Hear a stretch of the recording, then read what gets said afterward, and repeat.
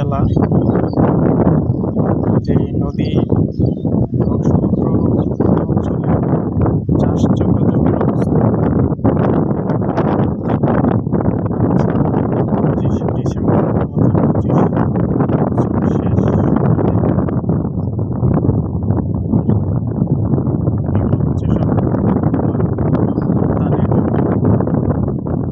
তো 15-20 দিন আগে সবাই ধান কেটে ফেলছে, কাইটা সবাই বাড়িতে নিয়ে গেছে। এবং মাঝে মাঝে যেই গর্তগুলো দেখতে পাচ্ছেন এগুলো হচ্ছে খাল অথবা পুকুর আর কি, যেটা বলে খনন করে রাখে বর্ষাকালীন সময়ে বৃষ্টি পানিতে ভরে থাকে আর কি, পরবর্তীতে ধান সেচের জন্য দেওয়া যায়। আর এদিকে তো মাটি এবং পানি হচ্ছে লবণাক্ত।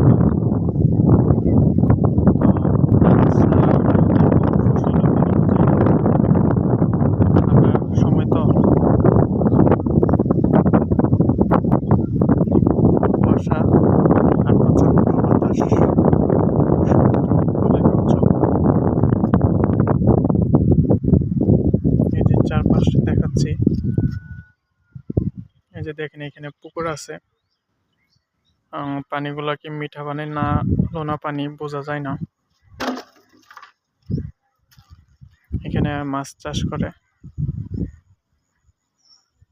পুকুরের পার কলার জমি,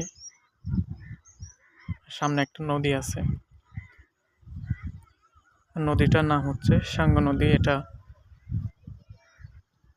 গহিরা হয়ে আনোয়ারা উপজেলা, গহিরা রায়পুরা ইউনিয়ন হয়ে একদম বান্দরবন লাস্ট মনে হয় সমাপ্তির দিকে আর কি গেছে।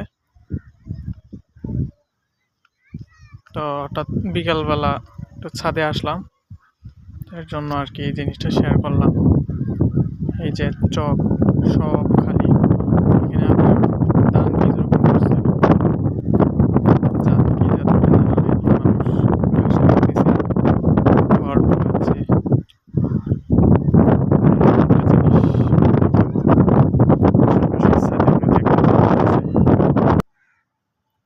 এই যে দেখেন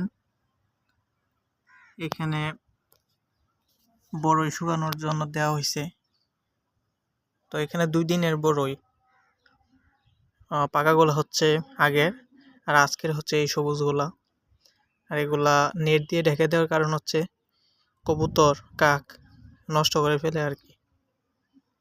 তো ধন্যবাদ, আসসালামু আলাইকুম, আজকে এখানেই শেষ।